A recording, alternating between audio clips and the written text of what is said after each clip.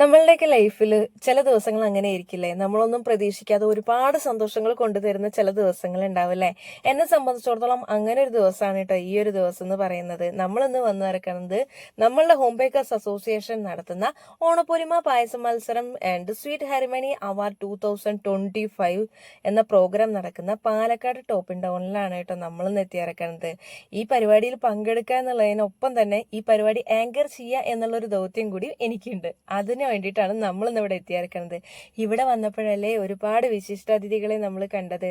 നമ്മൾ പാലക്കാടിന്റെ സ്വന്തം ഇൻഫ്ലുവൻസറായ മീശക്കാരനും assistant district industries officer Palakkad taluk industries ഓഫീസറായ സജാദ് സാറും നമ്മളുടെ വനിതാ പാചക റാണി എന്നറിയപ്പെടുന്ന ജെസി കബീർ മേഡം, അതുകൂടാതെ ഞാൻ ഒരുപാട് കാലമായിട്ട് 6 വർഷക്കാലമായിട്ട് കാണണമെന്ന് ആഗ്രഹിച്ച ഒരു മുഖം കൂടി ഇവിടെ വിശിഷ്ട അതിഥിയായിട്ടുണ്ടായിരുന്നു. എന്റെ ഗുരുസ്ഥാനിയ സുൽഫത്ത് മാം.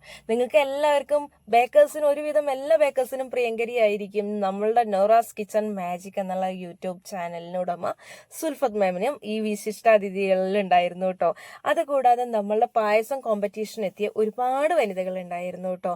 ബേക്കേഴ്സ് ആയിട്ടുള്ളവരും അല്ലാത്തവരും ഒക്കെ ഉണ്ടായിരുന്നു. എനിക്ക് ഒരുപാട് സന്തോഷം തോന്നി. എന്താണെന്നറിയോ, എനിക്ക് ഒരുപാട് അറിവും കിട്ടി. എന്താണെന്ന് വെച്ചാൽ ഇത്രയൊക്കെ സാധനങ്ങൾ ഇന്ന സാധനങ്ങൾ കൊണ്ടൊക്കെ പായസം ഉണ്ടാക്കൂ എന്നുള്ളത് വരെ ചിന്തിച്ചു പോയി ഞാൻ അവിടെ കണ്ടപ്പോൾ കേട്ടോ. വെറൈറ്റി പായസങ്ങളായിരുന്നു, എല്ലാം ഒന്നിനൊന്നും മെച്ചമായിരുന്നു കേട്ടോ.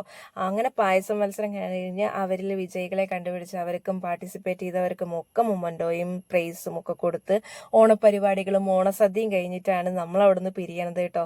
നമുക്കും കിട്ടിയിരുന്നു മൊമൻറ്റോയും സമ്മാനങ്ങളൊക്കെ, നമ്മളും കൊടുത്തിരുന്നു മൊമൻറ്റോയും സമ്മാനങ്ങളൊക്കെ കേട്ടോ.